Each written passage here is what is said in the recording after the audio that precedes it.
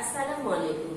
Shimul memorial north south school and college কর্তৃক আয়োজিত online ক্লাসে নবম শ্রেণীর সকল শিক্ষার্থীকে জানাচ্ছি স্বাগত।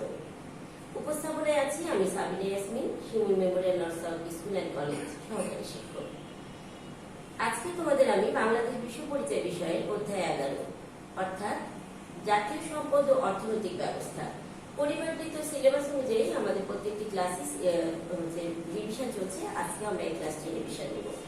তার আগে নিশ্চয়ই তোমরা ভালো আছো, আমরাও ভালো আছি এবং করোনাকালীন সময়ে তোমরা সকলে সুস্থ থাকবে, ভালো থাকবে, বাসাতে থাকবে, নিরাপদে থাকবে এবং স্বাস্থ্যবিধিগুলো মেনে চলবে।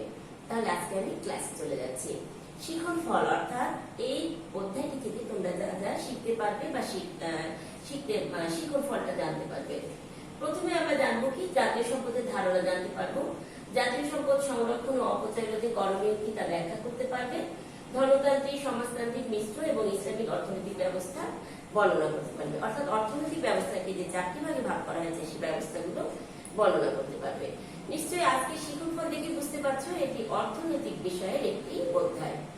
তাহলে আমাদের আলোচ্য বিষয়টা কি হবে? আমাদের আলোচ্য বিষয় প্রথমে আমরা জানবো জাতীয় সম্পদের ধারণা, সম্পদের শ্রেণী বিভাগ, জাতীয় সম্পদের উৎস, জাতীয় সম্পদ সংরক্ষণ ও অপচয় রোধে করণীয় এবং 4টি যে অর্থনৈতিক ব্যবস্থা রয়েছে ধনতান্ত্রিক, সমাজতান্ত্রিক, মিশ্র এবং ইসলামিক অর্থনৈতিক ব্যবস্থা। জাতীয় সম্পদের ধারণা, এই সম্পদের ধারণা অবশ্যই আমাদেরকে থাকতে হবে, কারণ কোন দেশের সমৃদ্ধি নির্ভর করে জাতীয় সম্পদের ধারণার উপরে বা প্রকৃতির উপরে, পরিমাণের উপরে। দেশটি কেমন প্রকৃতির, উন্নত দেশটি নাকি অনুন্নত দেশ, না মধ্যম আয়ের দেশ, না নিম্ন মধ্যবিত্ত আয়ের দেশ, এই বিষয়গুলো যখন আমরা জানতে চাইবো কোনো দেশ সম্পর্কে তখন সেই দেশের জাতীয় যে সম্পদ সেই সম্পদ সম্পর্কে ধারণা লাভ করতে হবে। তাহলে সম্পদ বলতে আমরা কি বুঝি? সাধারণ অর্থ সম্পদ বলতে আমরা আমাদের নিজস্ব যে অর্থ, জমি জায়গা, গাড়ি বাড়ি, স্বর্ণ রূপো এই বিষয়গুলোকে আমরা মনে করি যে সম্পদ। এখন জাতীয় সম্পদ বলতে আমরা কি বুঝি বা অর্থনীতির ভাষায় সম্পদ হতে হলে তাকে কি হতে হবে? তাহলে অর্থনীতির ভাষায় সম্পদ হতে হলে কোনো বস্তু বা দ্রব্যকে সেই বস্তুর উপযোগ থাকতে হবে, অপ্রাচুর্য থাকতে হবে, বাহ্যিকতা থাকতে হবে এবং হস্তান্তর যোগ্যতা থাকতে হবে। মোট কথা একটি বস্তু বা দ্রব্যকে সম্পদ হতে হলে অবশ্যই 4টি বৈশিষ্ট্য থাকতে হবে। উপযোগ কি? উপযোগ হচ্ছে উপযোগিতা অর্থাৎ অভাব পূরণের ক্ষমতা। যে আমরা যখন কোনো কাজ করব সেই কাজ করতে আমাদের কোন কোন বস্তুগুলো কাজে লাগছে বা অভাব পূরণের ক্ষমতা রাখছে তাকে আমরা বলছি উপযোগ। যেমন আজকে আমি স্লাইডে ক্লাস নিচ্ছি, আমার কি লাগছে? আমি বোর্ড ব্যবহার করছি, আমি প্রজেক্টর ব্যবহার করছি, তাহলে এগুলো হচ্ছে এই ক্লাস নেওয়ার ক্ষেত্রে এগুলো হচ্ছে উপযোগিতা। অপ্রাচুর্য, এটা খুব গুরুত্বপূর্ণ একটি বৈশিষ্ট্য সম্পদের। অপ্রাচুর্য বলতে অর্থাৎ প্রাচুর্যতা থাকবে না, মানে বেশি থাকবে না, মোট কথা চাহিদা থাকবে বেশি কিন্তু সম্পদ থাকবে সীমিত, এটিও সম্পদের একটি বৈশিষ্ট্য। এছাড়া বাহ্যিকতা থাকবে এবং হস্তান্তর যোগ্যতা থাকবে। অর্থাৎ এই 4টি বৈশিষ্ট্য যেই বস্তু বা দ্রব্যের মধ্যে থাকবে তাকে আমরা অর্থনীতির ভাষায় কি বলছি? সম্পদ বলছি। এখন সম্পদের শ্রেণী বিভাগ আমরা জানবো। সম্পদকে 5টি ভাগে ভাগ করা হয়েছে: ব্যক্তিগত, একান্ত ব্যক্তিগত, সমষ্টিগত, জাতীয় এবং আন্তর্জাতিক সম্পদ। নিশ্চয় আমরা বুঝতে পারছি। এখন আমরা ব্যক্তিগত সম্পদ বলতে কি বুঝি দেখো, চিত্রতে বুঝতে পারছি। অর্থাৎ ব্যক্তি মালিকানাধীন, অর্থাৎ নিজস্ব আমাদের জমি জায়গা, টাকা পয়সা, স্বর্ণ রূপো, মানে নিজস্ব যে আমাদের সম্পদগুলো রয়েছে সেগুলোকে আমরা বলছি ব্যক্তিগত সম্পদ। ব্যক্তিগত সম্পদের সাথে আরেকটি সম্পদ জড়িত, সেটাকে বলা হচ্ছে একান্ত ব্যক্তিগত সম্পদ। অর্থাৎ যা আমরা দেখতে পাচ্ছি না, আমরা ধরাছোঁয়ার বাইরে থাকছি, কিন্তু যে সম্পদকে ব্যবহার করে আমরা কি করছি? সম্পদের পরিমাণকে বাড়াতে পারছি। যেমন আমাদের নিজস্ব দক্ষতা, আমাদের নিজস্ব প্রতিভা, এগুলোকে বলা হচ্ছে একান্ত ব্যক্তিগত সম্পদ। সমষ্টিগত সম্পদ, আমরা কি বনাঞ্চলে ছবি দেখতে পাচ্ছি, তাই না? তাহলে তো আমরা বুঝতে পারছি সমষ্টিগত সম্পদটা কি। যেখানে নাগরিকগণ সম্মিলিতভাবে এই সম্পদ ব্যবহার করে থাকে। যেমন আমরা যে রাষ্ট্রীয় সম্পদগুলো ব্যবহার করি, রাস্তাঘাট, স্কুল কলেজ, হাসপাতাল, বনাঞ্চল, পার্ক, নদ নদী, এগুলো হচ্ছে সমষ্টিগত সম্পদ। আমরা এখানে কি বাংলাদেশের সুন্দরবনের চিত্র দেখতে পাচ্ছি, অর্থাৎ এটি আমাদের সমষ্টিগত সম্পদ। এবার চলে যাব জাতীয় সম্পদ। জাতীয় সম্পদ বলতে আমরা কি বুঝি? জাতীয় সম্পদের সংজ্ঞা দেখো একটু অন্যরকম। ব্যক্তিগত সম্পদ এবং সমষ্টিগত সম্পদকে একত্রে বলা হয় জাতীয় সম্পদ, অর্থাৎ এটি আমাদের জাতীয় সম্পদ। এরপরে চলে যাব আন্তর্জাতিক সম্পদ। আন্তর্জাতিক সম্পদটা কি? আন্তর্জাতিক সম্পদ হচ্ছে সেই সম্পদ যে সম্পদ কোনো নিজস্ব দেশ বা কোনো একক দেশ নিজের মালিকানাধীন থাকে না, অর্থাৎ বলতে পারে না যে এই সম্পদটা শুধু আমরাই ব্যবহার করব। প্রত্যেকটি দেশ বা প্রত্যেকটি জাতি এই সম্পদগুলো ব্যবহার করে, যেমন সাগর, মহাসাগর, তারপরে যে বৈজ্ঞানিক আবিষ্কার, প্রযুক্তি, এগুলো হচ্ছে আন্তর্জাতিক সম্পদ। তাহলে আমরা নিশ্চয়ই বুঝলাম যে সম্পদ বলতে আমরা কি বুঝি এবং সম্পদের শ্রেণী বিভাগ। এখন চলে যাব সম্পদের উৎস, অর্থাৎ আমরা যে জাতীয় সম্পদগুলো পাচ্ছি এই সম্পদগুলো কোথায় থেকে আমরা পাচ্ছি। তো মোট কথা যে আমরা যে সম্পদগুলো ব্যবহার করে থাকি না কেন, এই সম্পদগুলোকে দুইটি ভাগে ভাগ করা হয়েছে। একটি হচ্ছে প্রকৃতি প্রদত্ত, আরেকটি হচ্ছে মানব সৃষ্ট। তোমরা নিশ্চয়ই চিত্রে প্রকৃতি প্রদত্ত এবং মানব সৃষ্ট সম্পদ দেখতে পাচ্ছ। প্রকৃতি প্রদত্ত বলতে আমরা কি বুঝি? প্রকৃতি প্রদত্ত হচ্ছে প্রকৃতির অভ্যন্তরস্থ, অর্থাৎ এই যে ভূমি আমরা ব্যবহার করছি, ভূমির উপরে, নিচে, মধ্যে যা কিছু থাকে, যেমন যদি আমরা বনাঞ্চল বলি তাহলে বনাঞ্চলে যে গাছপালা থাকছে, যদি আমরা নদ নদী বলি নদ নদীর ভিতরে যে মৎস্য সম্পদ থাকছে, আবার আমরা যদি খনিজ সম্পদের কথা চিন্তা করি, সবগুলোই হচ্ছে প্রকৃতি প্রদত্ত সম্পদ।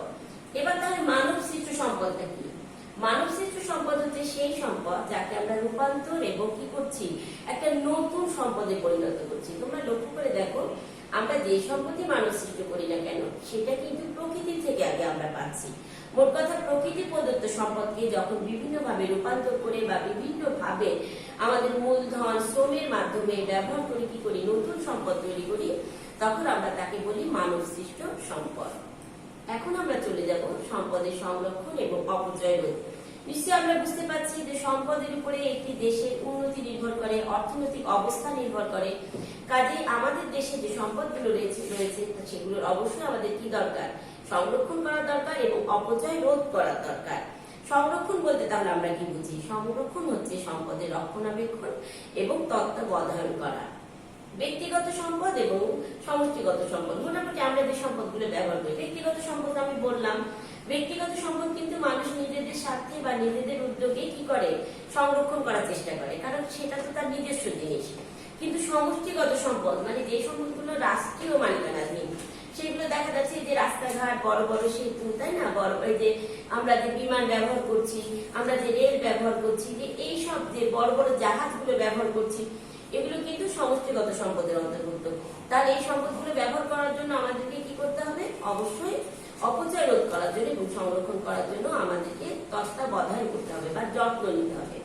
এগুলো যত্ন নেওয়ার জন্য বা রক্ষণাবেক্ষণ বা অপচয় রোধে আমাদের করণীয় কি, আসলে আমরা জেনে নিই। তোমরা যদি প্রয়োজন মনে করো এই করণীয়গুলো তোমরা খাতায় লিখে নিবে।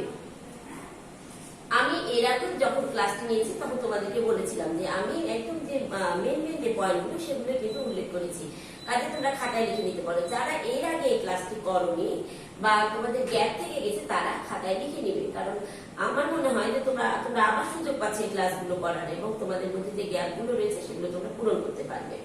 তাহলে জাতীয় সম্পদ সংরক্ষণ এবং অপচয় রোধে আমাদের করণীয় হচ্ছে জাতীয় সম্পদ সংরক্ষণের জন্য রাষ্ট্রীয় যে সকল ব্যবস্থা আছে সেগুলো যাতে কোনোভাবে ব্যাহত না হয় সেদিকে লক্ষ্য রাখা। দেখো, রাষ্ট্রীয় যে সকল ব্যবস্থা আছে, যেমন আমরা অনেক বড় বড় ভবন ব্যবহার করি, তাই না, এই যে বাংলাদেশ ব্যাংকের যে বড় একটা ভবন, তারপরে যে রাষ্ট্রীয় যে সম্পত্তিগুলো রয়েছে যে ব্যবহার করি, সেগুলো যাতে কোনোভাবে আমরা ক্ষতির সম্মুখীন না করি সেদিকে আমাদেরকে কি করতে হবে, লক্ষ্য রাখতে হবে। তারপরে দেখো, তার সাথে রিলেটেড কেউ যেন এসব সম্পদের ক্ষতি না করে সেদিকে সচেতন থাকতে হবে। মোট কথা আমাদেরকে সচেতন থাকতে হবে। উদাহরণস্বরূপ বলা যায় সংরক্ষিত বনাঞ্চল থেকে অবৈধভাবে গাছ কাটা বা পশু পাখি শিকার করা। আমি একটু আগে সুন্দরবনের চিত্র দেখিয়েছি, তাহলে সুন্দরবন কি আমাদের রাষ্ট্রীয় একটি সম্পদ, তাই না? তাহলে কেউ যদি এখান থেকে মধু সংগ্রহ করে পারমিশন ছাড়া বা গাছের কাঠগুলো কেটে নেয় বা কি করে বনাঞ্চলের ক্ষতি করে, পশু পাখি শিকার করে, তাহলে কি আইনত কিন্তু দণ্ডনীয়। এগুলো কি করতে হবে, আমাদেরকে এই যত্নবান হতে হবে এবং কেউ যদি করে এগুলো বাধা দেওয়ার জন্য আমাদেরকে যথাযথ কর্তৃপক্ষকে জানাতে হবে। তাহলে আমাদের জাতীয় সম্পদ সংরক্ষণ এবং অপচয় রোধে এটিও কিন্তু আমাদের দায়িত্ব। এছাড়া কি জাতীয় সম্পদের উত্তোলন এবং বৃদ্ধি সাধনের জন্য সচেষ্ট থাকতে হবে, নিজ নিজ কর্তব্য পালন করতে হবে। এটি খুব গুরুত্বপূর্ণ, নাগরিক হিসেবে আমাদের এই দায়িত্বটি খুব গুরুত্বপূর্ণ, অর্থাৎ স্ব জায়গা থেকে আমাদের কর্তব্যগুলো পালন করতে হবে। এছাড়া দেখো, জাতীয় সম্পদের অপব্যবহার এবং অপচয় রোধে সচেতন থাকা, যেমন পানি, বিদ্যুৎ, গ্যাস, এগুলো আমাদের নিত্য নৈমিত্তিক আমরা ব্যবহার করছি। তোমরা নিজেরাই চিন্তা করো, গ্যাস যদি একদিন না থাকে আমরা কি হবে, একদিন যদি ইলেকট্রিসিটি না থাকে আমাদের কি অবস্থা হবে, পানি যদি আমরা সঠিক সময় না পাই তাহলে আমাদের কি অবস্থা হবে। তাহলে এই জিনিসগুলো ব্যবহার করার সময় কিন্তু আমরা যত্নবান হবো, অর্থাৎ এগুলো যে রাষ্ট্রীয় সম্পদ, এগুলো আমরা অপচয় রোধ করবো, অর্থাৎ অপচয় করবো না, তাই না। তাহলে সংরক্ষণ এবং অপচয় রোধে আমাদের যে করণীয় গুলো সেগুলো আমরা জেনে নিলাম। এবার চলে যাব বাংলাদেশের যে বিভিন্ন অর্থনৈতিক ব্যবস্থা। অর্থনৈতিক ব্যবস্থা জানার আগে মনে করতে হবে যে আমাদের প্রয়োজন কিন্তু বহুবিধ। আমি এর আগেও বললাম যে আমাদের সম্পদ কিন্তু সীমিত, কিন্তু চাহিদা অসীম। দেখো, আমাদের এক চাহিদা পূরণ না হতে হতে আমাদের আরেক চাহিদা চলে আসে, এটাই কিন্তু হচ্ছে স্বাভাবিক।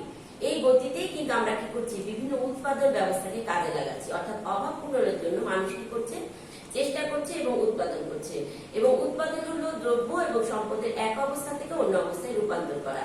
উৎপাদনের জন্য আবার 4টি উপাদান আবশ্যক। সেই উপাদান 4টি কি কি? ভূমি, শ্রম, মূলধন এবং সংগঠন। ভূমি বলতে আমরা কি বুঝি? ভূমি বলতে আমরা এই যে আমাদের যে জমি ব্যবহার করছি তাকে বুঝি। শ্রম বলতে আমরা কি বুঝি? আমরা যে কায়িক মানে অর্থাৎ আমরা হচ্ছে যে মানসিক এবং শারীরিক ভাবে যে শ্রমটা বা কর্মদক্ষতাটা কোনো একটা বিষয়কে উৎপাদন করতে কাজে লাগাচ্ছি বা নিয়োজিত করছি, সেটাই হচ্ছে শ্রম। মূলধনটা কি? মূলধনটা হচ্ছে সেই উৎপাদন ব্যবস্থায় যা কিছু আমাদেরকে নিয়োজিত করতে হচ্ছে বা ব্যবহার করতে হচ্ছে, যেমন ভবন ব্যবহার করতে হতে পারে, অর্থ ব্যবহার করতে হতে পারে, কলকারখানা যন্ত্রপাতি ব্যবহার করতে হতে পারে, সেটা হচ্ছে মূলধন। সংগঠন, এটি খুব গুরুত্বপূর্ণ একটি উপাদান। সংগঠন হচ্ছে 3টি সমন্বয়ে যেটা গড়ে উঠছে, অর্থাৎ যিনি সংগঠন করে তাকে আমরা সংগঠক বলতে পারি বা উদ্যোক্তা বলতে পারি। এবার চলে যাব যে এই যে বিশ্বে যে অর্থনৈতিক ব্যবস্থাগুলো পরিচালিত হয়, এই অর্থনৈতিক ব্যবস্থাকে কয় ভাগে ভাগ করা হয়েছে, এটি তোমাদের জন্য খুবই গুরুত্বপূর্ণ আরেকটি। এই গুরুত্বপূর্ণ এই অর্থনৈতিক ব্যবস্থাগুলোকে আবার হচ্ছে 4টি ভাগে ভাগ করা হচ্ছে। এই 4টি ভাগ হচ্ছে ধনতান্ত্রিক, সমাজতান্ত্রিক, মিশ্র এবং ইসলামী অর্থনৈতিক ব্যবস্থা। আমরা ধনতান্ত্রিক, সমাজতান্ত্রিক, মিশ্র এবং ইসলামিক অর্থনৈতিক ব্যবস্থার বৈশিষ্ট্যগুলো খুব ভালো মতো মনে রাখবো, কারণ এই বৈশিষ্ট্যগুলোর উপরে কিন্তু এই পার্থক্যগুলো আমরা কি করতে পারবো, নিরূপণ করতে পারবো। তাহলে প্রথমেই চলে যাই ধনতান্ত্রিক অর্থনৈতিক ব্যবস্থার বৈশিষ্ট্য। ধনতান্ত্রিক অর্থনৈতিক ব্যবস্থার প্রধান যে বৈশিষ্ট্যগুলো রয়েছে, প্রথমে জানতে হবে যে মালিকানাকে, তারপরে উদ্যোগ গ্রহণের স্বাধীনতা রয়েছে, অবাধ প্রতিযোগিতা রয়েছে, ভোক্তার স্বাধীনতা রয়েছে, সর্বাধিক মুনাফা অর্জন এবং সর্বশেষ হচ্ছে শ্রমিক শোষণ। আমি যখন এই পয়েন্টগুলো নিয়ে আলোচনা করবো তখন তোমরা এই বৈশিষ্ট্যগুলো বুঝতে পারবে। তবে ধনতান্ত্রিক অর্থনৈতিক ব্যবস্থা নিয়ে আলোচনা করতে গেলে প্রথমে মনে রাখতে হবে এটি হচ্ছে ব্যক্তি মালিকানাধীন, অর্থাৎ ব্যক্তি মালিকানাধীন যে অর্থনৈতিক ব্যবস্থাগুলো পরিচালিত হয় সেটি হচ্ছে ধনতান্ত্রিক অর্থনৈতিক ব্যবস্থা। অর্থাৎ ধনতান্ত্রিক অর্থনৈতিক ব্যবস্থার উপাদান সমূহ যেমন যে 4টি আমি বললাম, ভূমি, শ্রম, মূলধন, সংগঠন, সবগুলোই থাকবে ব্যক্তি মালিকানাধীন এবং ব্যক্তি তার নিজস্ব সম্পদ দিয়ে স্বাধীনভাবে এগুলো ভোগ করতে এবং হস্তান্তর করতে পারবে। এ বিষয়ে ব্যক্তি কি হবে, নিজে সিদ্ধান্ত গ্রহণ করতে পারবে, অর্থাৎ এর উপরে কারোর জন্য সে নির্ভর করবে না। তারপরে চলে যাচ্ছি উদ্যোগ গ্রহণের স্বাধীনতা। গণতান্ত্রিক অর্থনৈতিক ব্যবস্থায় এককভাবে যে কোনো উৎপাদন অর্থাৎ ব্যক্তি কি উদ্যোগটা গ্রহণ করবে সে নিজেই নিতে পারবে, এর উপরে কোনো বিধিনিষেধ বা কোনো বিধিনিষেধ সরকারিভাবে বা কেউ অন্য কেউ এখানে হস্তক্ষেপ করতে পারবে না। এবং এই যে অর্থনৈতিক ব্যবস্থাটা পরিচালিত হয় সম্পূর্ণ এটা ব্যক্তিগত উদ্যোগে পরিচালিত হয় এবং ধনতান্ত্রিক অর্থনৈতিক ব্যবস্থাকে মুক্ত বাজার অর্থনীতি বলা হয়ে থাকে। এরপরে চলে যাব আরেকটি বৈশিষ্ট্য, অবাধ প্রতিযোগিতা। আমি যখন এরপরে সমাজতান্ত্রিক অর্থনৈতিক ব্যবস্থা পড়াবো তখন দেখবা যে অবাধ প্রতিযোগিতা কিন্তু সমাজতান্ত্রিক অর্থনৈতিক ব্যবস্থায় নাই, যার জন্য আমাদেরকে প্রত্যেকটি অর্থনৈতিক ব্যবস্থার বৈশিষ্ট্য জানতে হবে। আমি যদি বৈশিষ্ট্য বা আমরা যদি বৈশিষ্ট্যটা না জানি তাহলে কিন্তু আমরা পার্থক্য করতে পারবো না যে কোন অর্থনৈতিক ব্যবস্থা নিয়ে আমরা আলোচনা করছি বা কোন অর্থনৈতিক ব্যবস্থা তোমরা সৃজনশীল প্রশ্নে তোমাদেরকে লিখতে হবে। তাহলে অবাধ প্রতিযোগিতা অর্থাৎ যে কোনো ব্যক্তি যে কোনো দ্রব্য বা সেবা উৎপাদনের উদ্যোগ নিতে পারে, তাই বাজারে একই দ্রব্যের বহু সংখ্যক উৎপাদক বা বিক্রেতা থাকে। তোমরা লক্ষ্য করে দেখো ধনতান্ত্রিকটা মানে তো সম্পূর্ণ ব্যক্তি মালিকানাধীন, তাই না? মনে করো আমার একটি বিস্কুট ফ্যাক্টরি রয়েছে, তাহলে আমার যদি বিস্কুট ফ্যাক্টরি থাকে তাহলে অন্য কেউ কি বিস্কুট ফ্যাক্টরি করতে পারবে না? অবশ্যই পারবে। অর্থাৎ এখানে বহু সংখ্যক কি থাকবে, বিক্রেতা থাকবে এবং এই বাণিজ্যটা বা এই ব্যবসাটা বা এই অর্থ ব্যবস্থাটা বাজারে অবাধভাবে চলতে থাকবে। এবং বিক্রেতারা সাধারণত কি করে যে মূল্যটা একটু আমি কম দিব, মানটা একটু ভালো রাখবো, তাহলে কি হবে, তারা ক্রেতার দৃষ্টি আকর্ষণ করতে পারবে। মোট কথা ধনতান্ত্রিক অর্থনৈতিক ব্যবস্থায় ক্রেতাকে কিভাবে দৃষ্টি আকর্ষণ করবে এটা সম্পূর্ণই দায়িত্ব হচ্ছে বিক্রেতার বা উৎপাদনকারী অর্থাৎ মূল যে সংগঠন তার। এরপরে চলে যাচ্ছি আরেকটি বৈশিষ্ট্য, ভোক্তার স্বাধীনতা। ভোক্তাও এখানে সম্পূর্ণ স্বাধীনভাবে থাকবে, অর্থাৎ কোন দ্রব্য সে ব্যবহার করবে, কোন দ্রব্য সে ব্যবহার করবে না, এটা সম্পূর্ণ তার নিজস্ব মতামত বা নিজস্ব মতামতের উপর ভিত্তি করে সে বাজারকে ব্যবস্থাকে নিয়ন্ত্রণ করবে বা পরিচালিত হবে। তাহলে আমরা বুঝতে পারলাম যে ধনতান্ত্রিক অর্থনৈতিক ব্যবস্থার এই বৈশিষ্ট্যগুলো। ধনতান্ত্রিক অর্থনৈতিক ব্যবস্থা আরো দুইটি গুরুত্বপূর্ণ বৈশিষ্ট্য রয়েছে। এই দুটি বৈশিষ্ট্যের উপরে কিন্তু এই ধনতান্ত্রিক অর্থনৈতিক ব্যবস্থাকে আমরা অন্যান্য অর্থনৈতিক ব্যবস্থা থেকে পৃথক বা আলাদা করতে পারি। সর্বাধিক মুনাফা অর্জন। ধনতান্ত্রিক অর্থনৈতিক ব্যবস্থার সবচেয়ে গুরুত্বপূর্ণ বিষয় হচ্ছে সর্বাধিক মুনাফা অর্জন, অর্থাৎ ব্যক্তি মালিকানাধীন যে প্রতিষ্ঠান হয় বা ব্যক্তি মালিকানাধীন যে শিল্প প্রতিষ্ঠান গড়ে তোলে, বা কেউ যদি, আমি একটু আগে বললাম, আমি যখন একটি বিস্কুট ফ্যাক্টরি করবো তখন আমার সবচাইতে হচ্ছে যে উদ্দেশ্য থাকবে যে আমি কিভাবে সবচেয়ে বেশি মুনাফা অর্জন করতে পারবো। এই জন্য আমি অনেক সময় শ্রমিকও শোষণ করতে পারি বা বিভিন্ন ভাবে আমি বাজারকে নিয়ন্ত্রণ করতে পারি। তাহলে ধনতান্ত্রিক অর্থনৈতিক ব্যবস্থার সর্বাধিক যে উদ্দেশ্য থাকে সেটা হচ্ছে সর্বাধিক মুনাফা অর্জনের উদ্দেশ্য থাকে, এবং এই সর্বাধিক মুনাফার অর্জনের উদ্দেশ্যে কি হয়, এই ধনতান্ত্রিক অর্থনৈতিক ব্যবস্থাটা পরিচালিত হয়। কাজে কি করে যে যেখানে আমি মুনাফাটা বেশি পাবো, ধনতান্ত্রিক অর্থনৈতিক ব্যবস্থার মালিকেরা সেই ব্যবস্থাটাকে সবচেয়ে বেশি গ্রহণ করে।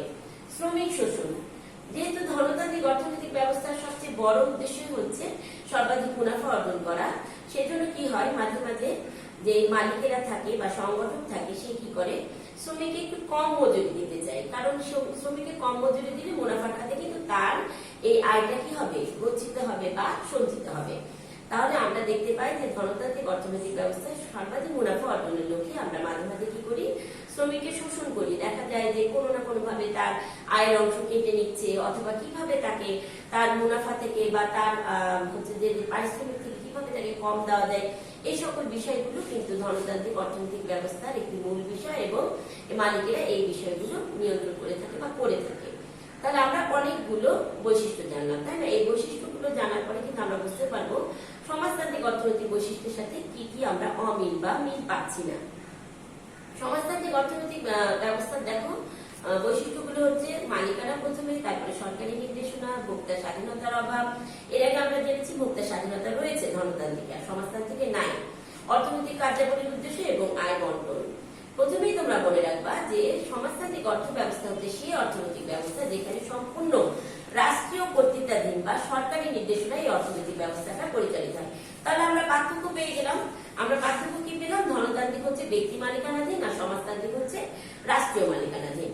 তাহলে এই মালিকানাটা সমাজতান্ত্রিক অর্থনৈতিক ব্যবস্থার উৎপাদনের উপকরণ সহ সকল সম্পদগুলো হচ্ছে রাষ্ট্রীয় মালিকানাধীন, অর্থাৎ এর উপরে কোনো ব্যক্তি মানে নির্ভর করতে পারবে না বা এর উপরে কোনো ব্যক্তি মালিকানা করতে পারবে না। তারপরে সরকারি নির্দেশনা। মোট কথা সরকার যেভাবে নির্দেশনা দেয় সেভাবে কখন কিভাবে দ্রব্যটি উৎপন্ন করা হবে, কোন প্রক্রিয়ায় উৎপন্ন করা হবে, বন্টন হবে কিভাবে, কাদের মাধ্যমে বন্টন হবে, সম্পূর্ণ এটি সরকারি নির্দেশনার মাধ্যমে পরিচালিত হয়ে থাকে। ভোক্তা স্বাধীনতার অভাব। আমি এর আগে বলেছি ধনতান্ত্রিকে ভোক্তা স্বাধীনতা রয়েছে আর সমাজতান্ত্রিকে ভোক্তা স্বাধীনতা নাই, কারণ সরকার যেটা মনে করবে সেভাবে তার অর্থনীতি শেষ পরিচালিত করবে। কখন কোন অবস্থায় সরকার মনে করবে জনগণের জন্য এখন আমার এই ব্যবস্থাটা বেশি প্রয়োজন। যেমন তোমরা লক্ষ্য করে দেখো যে আমরা এই করোনাকালীন সময় কি দেখছি, অনেক সময় ট্রাকে করে সরকার কি করছে, বিভিন্ন দ্রব্যগুলো একটু কম মূল্যে জনগণকে দেওয়ার ব্যবস্থা করছে। মানে সরকার যেটা মনে করবে এবং কোন কোন দ্রব্য সেটাও কিন্তু সরকার নির্ধারণ করে দেবে, এটা সম্পূর্ণ সরকারের উপরে নির্ভর করে।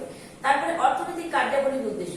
একটু আগে আমি বললাম যে ধনতান্ত্রিক অর্থনৈতিক ব্যবস্থার মূল উদ্দেশ্য হচ্ছে সর্বাধিক মুনাফা অর্জন, আর সমাজতান্ত্রিক অর্থনৈতিক ব্যবস্থার মূল উদ্দেশ্য হচ্ছে জনগণের সর্বাধিক কল্যাণ, অর্থাৎ জনগণের জন্য কোন বস্তুটি দরকার সরকার সেভাবে অর্থনৈতিক ব্যবস্থাটা পরিচালিত করে থাকে। আয় বন্টন। এই আয় বন্টন আমরা দেখতে পাচ্ছি শ্রমিকেরা যে মজুরি প্রদান করা হয় বা উৎপাদনে অন্যান্য ব্যয় নির্ভর করার ফলে শ্রমিকেরা মানে বঞ্চিত করার যে সুযোগ সেটা হচ্ছে সমাজতান্ত্রিকে থাকে না, ধনতান্ত্রিকে থাকে।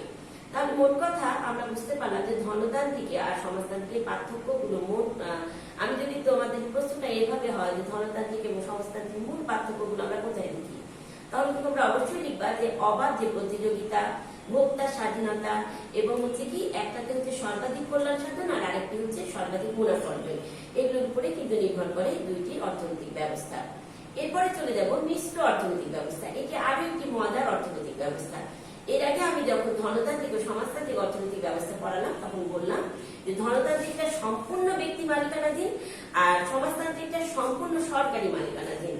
এখন দেখো মিশ্র অর্থনৈতিক ব্যবস্থা, এটি আবার আরো গুরুত্বপূর্ণ কেন দেখো, এখানে কিছু অংশ ব্যক্তি মালিকানাধীন থাকে, কিছু অংশ আবার সরকারি মালিকানাধীন থাকে। মোট কথা এর যে বৈশিষ্ট্যগুলো আমরা পাচ্ছি যে দুইটি উদ্যোগী যেখানে এক সমভাবে কাজ করবে সেটাকে বলা হচ্ছে মিশ্র অর্থনীতি। অর্থাৎ আমরা এই যে মিশ্র অর্থনীতি, মিশ্র কথার মাধ্যমে কিন্তু আমরা এই সংজ্ঞাটি পেয়ে যাচ্ছি যে যেখানে সরকারি এবং বেসরকারি খাতে সহাবস্থান থাকবে, প্রতিযোগিতা থাকবে, মুনাফা অর্জন করবে, ভোগকারী স্বাধীনতা থাকবে এবং আয় বন্টন, অর্থাৎ এগুলো হচ্ছে বৈশিষ্ট্য। এবার আমরা চলে যাই সরকারি ও বেসরকারি খাতে সহাবস্থান। তোমরা নিশ্চয়ই বুঝছো সরকারি অর্থাৎ সরকার যেটাকে নিয়ন্ত্রণ করবে, আর বেসরকারি মানে যেটা ব্যক্তি মালিকানাধীন থাকবে। তাহলে মিশ্র অর্থনীতিতে ব্যক্তি মালিকানায় অর্থাৎ ব্যক্তি উদ্যোগের পাশাপাশি কিছু কিছু খাতে বা সম্পূর্ণ বা আংশিক খাতে সরকারি মালিকানা, উদ্যোগ এবং নিয়ন্ত্রণ কার্যকর হয়ে থাকে। জনসাধারণের অত্যাবশ্যকীয় যে দ্রব্য বা সেবা যেমন যোগাযোগ, চিকিৎসা, শিক্ষা প্রভৃতি কার মাধ্যমে পরিচালিত হয়? সরকারের মাধ্যমে পরিচালিত হয়। আবার অনেকাংশে এগুলো ক্ষেত্রেও অনেক সময় বেসরকারি উদ্যোগ বা ব্যক্তিগত উদ্যোগ দেখা যায়। আবার মানুষের নিত্য প্রয়োজনীয় যে বিষয়গুলো যেমন ভোগ পণ্য, কৃষি পণ্য, কাপড়, তৈরি পোশাক, প্রক্রিয়াজাত খাদ্যদ্রব্য, হোটেল, রেস্তোরাঁ, ব্যক্তিগত যানবাহন, এগুলো আবার কি হয়? ব্যক্তিগত উদ্যোগে পরিচালিত হয়। মোট কথা যে অর্থনৈতিক ব্যবস্থা সরকারি এবং বেসরকারি দুইটি খাতে সহাবস্থান করে, অর্থাৎ সমভাবে দুইটি খাতে পরিচালনার দ্বারা যে অর্থনৈতিক ব্যবস্থাটা পরিচালিত হয় তাকে আমরা বলছি মিশ্র অর্থনৈতিক ব্যবস্থা। প্রতিযোগিতা, এই অর্থনৈতিক ব্যবস্থায় বাজারে প্রতিযোগিতা থাকে, কারণ ব্যক্তি এবং সরকার দুইজনের যেহেতু প্রাধান্য থাকে সেহেতু কি হয়, ব্যক্তি এবং সরকার দুজনে মনে করে যে কোন দ্রব্যটি উৎপাদন করলে বা বাজারে কোন দ্রব্যটির চাহিদা রয়েছে বা কোনটি আমরা বিক্রয় করলে আমরা কি হবে, জনগণ স্বতঃস্ফূর্ত ভাবে এই বিষয়গুলো হচ্ছে বা গ্রহণ করবে বা আমরা কি হবে, প্রতিযোগিতা, বাজারের প্রতিযোগিতাটা টিকে থাকবে। মুনাফা অর্জন, মিশ্র অর্থনৈতিক ব্যবস্থা সম্পত্তিতে ব্যক্তির মালিকানা বা সিদ্ধান্ত গ্রহণের ব্যক্তির স্বাধীনতা বা বেসরকারি খাতেরও প্রাধান্য রয়েছে, আবার সরকারি খাতেরও প্রাধান্য রয়েছে। এই জন্য এখানেও মুনাফা অর্জনের এই বিষয়টা কিন্তু অন্তর্ভুক্ত থাকে। তাহলে মিশ্র অর্থনৈতিক ব্যবস্থার আরো দুইটি হচ্ছে যে বৈশিষ্ট্য, একটি হচ্ছে উদ্যোক্তা এবং ভোগকারী স্বাধীনতা, আরেকটি হচ্ছে আয় বন্টন। আয় বন্টন দেখো খুব গুরুত্বপূর্ণ তোমাদের জন্য, কারণ দেখা যাচ্ছে ধনতান্ত্রিক অর্থনৈতিক ব্যবস্থায় শ্রমিকের প্রাপ্য মজুরির চেয়ে কি হয়, কম মজুরি দেওয়া হয় এবং উদ্বৃত্ত মজুরিটা কি হয় এবং সরকারি খাতে এবং বেসরকারি খাতে জমা হয়। তাহলে আমরা কয়েকটি বিষয় কিন্তু ধনতান্ত্রিক অর্থনৈতিক ব্যবস্থার সাথে মিল পাচ্ছি। একটি হচ্ছে আয় বন্টন আর আরেকটি হচ্ছে ওই যে সর্বাধিক মুনাফা অর্জন, অর্থাৎ এই দুটিও কিন্তু মিশ্র অর্থনৈতিক ব্যবস্থার বৈশিষ্ট্য। এরপরে আমরা চলে যাব ইসলামী অর্থনৈতিক ব্যবস্থা। ইসলামী অর্থনৈতিক ব্যবস্থা মানে যেটা সম্পূর্ণভাবে শরীয়ত মোতাবেক, অর্থাৎ ইসলামী ধর্ম অনুযায়ী বা ইসলামিক মানে ধর্মে যেভাবে কোরআন এবং হাদিসের মাধ্যমে যে অর্থনৈতিক ব্যবস্থা পরিচালিত হয় তাকে বলা হচ্ছে ইসলামী অর্থ ব্যবস্থা। আমি দুটি চিত্র দিয়েছি, তোমরা নিশ্চয়ই বুঝতে পারছো। জাকাত দিলে সম্পদ বাড়ি, হিসাব করে সম্পদের জাকাত প্রদান করুন, অর্থাৎ জাকাত কিন্তু ইসলামী অর্থনৈতিক ব্যবস্থা খুব গুরুত্বপূর্ণ একটি বিষয়। জাকাত এমন একটি বিষয় যে সমাজে যদি এই বিষয়টি প্রতিষ্ঠিত করতে পারি, আমরা এই অর্থনৈতিক ব্যবস্থার কথা বলছি, তাহলে কিন্তু কেউ একেবারে দরিদ্র সীমার নিচে বাস করবে না, মোটামুটি একটি স্তরে বাস করবে। যে আমাদের সমাজে যেমন আমরা বৈষম্য দেখি না, ধনীরা অনেক উচ্চ স্থানে চলে গেছে, গরিবের একেবারেই দরিদ্র সীমার নিচে বাস করছে। অর্থাৎ আমরা কি দেখি যে মৌলিক অধিকার গুলো কিন্তু পূরণ হচ্ছে না। তাহলে এই যে জাকাত অর্থাৎ ইসলামিক অর্থনৈতিক ব্যবস্থা যদি আমরা আমাদের সমাজে প্রবর্তন করতে পারি, তাহলে কিন্তু অন্তত কোন ব্যক্তি একেবারে দরিদ্র সীমার নিচে বাস করবে না, কারণ জাকাত এমন একটি বিষয় যে বিষয়টি হচ্ছে যে সকলের মধ্যে সম্পদকে বন্টন করতে হবে। তাহলে এবার আমরা চলে যাব ইসলামিক অর্থনৈতিক ব্যবস্থার বৈশিষ্ট্যগুলো। প্রথমে আমি বলেছি বৈশিষ্ট্যের মধ্যে প্রথম যে বৈশিষ্ট্য সেটি হচ্ছে কিন্তু শরীয়ত ভিত্তিক, অর্থাৎ ইসলামিক যে অর্থনীতিতে কোরআন এবং হাদিস অনুযায়ী যে অর্থনৈতিক ব্যবস্থা পরিচালিত করতে হবে সেটা হচ্ছে ইসলামিক অর্থনৈতিক ব্যবস্থা। এর বৈশিষ্ট্যগুলো হচ্ছে সম্পদের মালিকানা, শরীয়ত ভিত্তিক অর্থনৈতিক কার্যাবলী, উৎপাদন ব্যবস্থা, উপাদান সমূহের পারিতোষিক এবং আয় বন্টন। আমি ইসলামী অর্থনৈতিক ব্যবস্থার পারিতোষিক, অর্থাৎ দেখো পারিতোষিক বলতে আমরা কি বুঝছি এখানে, উৎপাদনের লক্ষ্য হলো হালাল বা ধর্মসম্মত দ্রব্য বা সেবা উৎপাদন নিশ্চিত করা। আমি যেটা বললাম যে আমাদের কোরআন হাদিস অনুযায়ী যেভাবে অর্থনৈতিক ব্যবস্থাটা পরিচালিত হবে। এবং দেখো এখানে কি বলছি আমরা, যে এই অর্থনৈতিক ব্যবস্থা একটি নির্দিষ্ট পরিমাণ অর্থ, যারা অত্যন্ত মানে হচ্ছে যে সম্পদশালী ব্যক্তি, তাদেরকে কিন্তু প্রত্যেক বছরে একবার একটি নির্দিষ্ট পরিমাণ অর্থ কি করতে হবে, দরিদ্রদের মধ্যে বন্টন করতে হবে। এটি কিন্তু একমাত্র ইসলামী অর্থনৈতিক ব্যবস্থায় বিদ্যমান, এবং এই অর্থনৈতিক ব্যবস্থা যদি বিশ্বে বিদ্যমান হয় তাহলে অন্তত কোনো মানুষ বা ব্যক্তি একেবারে দরিদ্র সীমার নিচে বাস করবে না। তাহলে এটি খুব বড় একটি গুরুত্বপূর্ণ বিষয় ইসলামী অর্থনৈতিক ব্যবস্থার আয় বন্টন। শোষণহীন সমাজ হচ্ছে প্রতিষ্ঠা করা হচ্ছে যে ইসলামী অর্থনৈতিক ব্যবস্থার আরেকটি বৈশিষ্ট্য। এবং তোমরা আরেকটি বিষয় লক্ষ্য করবে, বাংলাদেশে একটি ব্যাংক রয়েছে, সেটি হচ্ছে ইসলামিক ব্যাংক। এই ব্যাংকটি কিন্তু এই শরীয়ত মোতাবেক বা ইসলামী অর্থনৈতিক ব্যবস্থা যেভাবে পরিচালিত হয় এই ব্যাংকটি কিন্তু সেভাবে তারা পরিচালনা করছে। আর তাহলে আমি কিন্তু 4টি অর্থনৈতিক ব্যবস্থা নিয়ে আলোচনা করে ফেললাম। কি কি আলোচনা করলাম? ধনতান্ত্রিক, সমাজতান্ত্রিক, মিশ্র এবং ইসলামী। আমাদেরকে এই 4টি অর্থনৈতিক ব্যবস্থার কিন্তু বৈশিষ্ট্যগুলো মনে রাখতে হবে, কারণ আমরা যখন সৃজনশীল প্রশ্ন দিব তোমাদেরকে বা তোমরা সৃজনশীল প্রশ্নের উত্তর দিবে তখন কিন্তু উল্লেখ থাকবে না যে আমি কোন অর্থনৈতিক ব্যবস্থা নিয়ে তোমাদের, আমার হয়তো থাকবে যে তো কোন অর্থনৈতিক ব্যবস্থার সাথে সাদৃশ্য রয়েছে বা এখানে কোন অর্থনৈতিক ব্যবস্থার ইঙ্গিত করা হয়েছে। কাজের বৈশিষ্ট্যগুলো যদি আমি না জানি বা আমরা না জানি তাহলে কিন্তু আমরা উত্তর দিতে পারবো না। বা দেখা যাবে যে আমরা হচ্ছে ধনতান্ত্রিক অর্থনৈতিক ব্যবস্থার বৈশিষ্ট্যগুলো দিয়েছি, তোমরা সমাজতান্ত্রিক অর্থনৈতিক ব্যবস্থা বর্ণনা করলে, তাহলে কি হবে? সম্পূর্ণ উত্তরটা কিন্তু ভুল হবে। কাজে আমরা 4টি অর্থনৈতিক ব্যবস্থা কিন্তু মনে রাখবো। তাহলে বাংলাদেশে প্রচলিত অর্থনৈতিক ব্যবস্থা, মোট কথা ব্রিটিশ আমল থেকে শুরু করে এখন পর্যন্ত আমাদের যে অর্থনৈতিক ব্যবস্থাগুলো প্রচলিত হচ্ছে। ব্রিটিশ আমলে নিশ্চয়ই বুঝতে পারছো, ব্রিটিশ আমল বলতে কি বলছি আমরা? ইংরেজ শাসন আমলে। ইংরেজ শাসনে আমলে এই দেশের অর্থনৈতিক ব্যবস্থা ছিল সামন্ততান্ত্রিক, অর্থাৎ জমিদারি প্রথা ছিল। এরপরে যখন পাকিস্তান আমল আসলো, আসলে বাংলাদেশ যেহেতু আলোচনা করছি সেহেতু আমি একটু পিছনে ফিরে গেছি। এরপরে যখন পাকিস্তান আমল আসলো তখন পাকিস্তান আমলে আমাদের দেশের অর্থনীতি চললো ধনতান্ত্রিক অবস্থায়। স্বাধীনতার পরে আমাদের দেশের অর্থনৈতিক সমাজতান্ত্রিক আকারে প্রতিষ্ঠা লাভ করলো।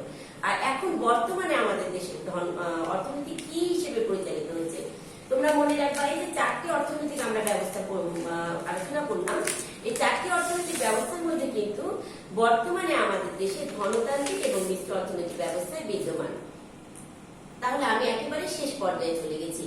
তারপরে আরেকটু বলি যে আমাদের দেশে যেহেতু ধনতান্ত্রিক অর্থনৈতিক ব্যবস্থার প্রাধান্য সবচেয়ে বেশি, তার কারণ কি জানো? যে আমাদের দেশে শিল্প প্রতিষ্ঠানগুলো বেশিরভাগই কিন্তু ব্যক্তি মালিকানাধীন, বা বড় বড় যে প্রতিষ্ঠানগুলো চলছে এগুলো কিন্তু সরকারি মালিকানাধীন নয়, ব্যক্তি মালিকানাধীন। এই জন্য আমাদের কি হচ্ছে জানো? শ্রমিকের সংখ্যা অনেক বেশি এদেশে, কিন্তু প্রতিষ্ঠানের সংখ্যা অনেক কম, যার জন্য আমাদের শ্রমিকদের জীবনযাত্রার মান কিন্তু এখনো অনেকাংশে কম।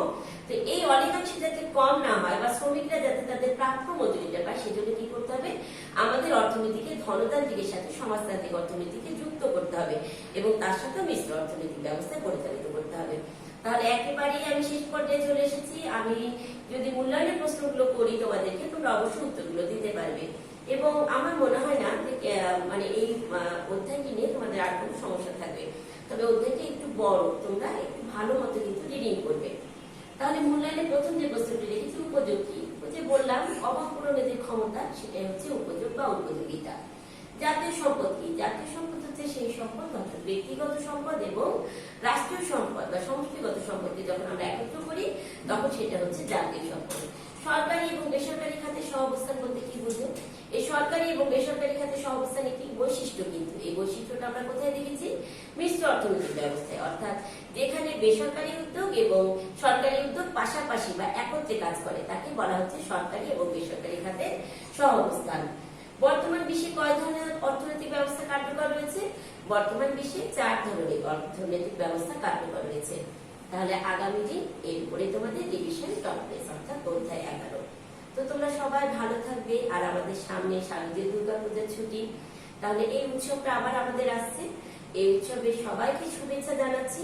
আবার আগামী ক্লাসে তোমাদের সাথে দেখা হবে। ভালো থাকো, সুস্থ থাকো, এই প্রত্যাশায় শেষ করছি। ধন্যবাদ।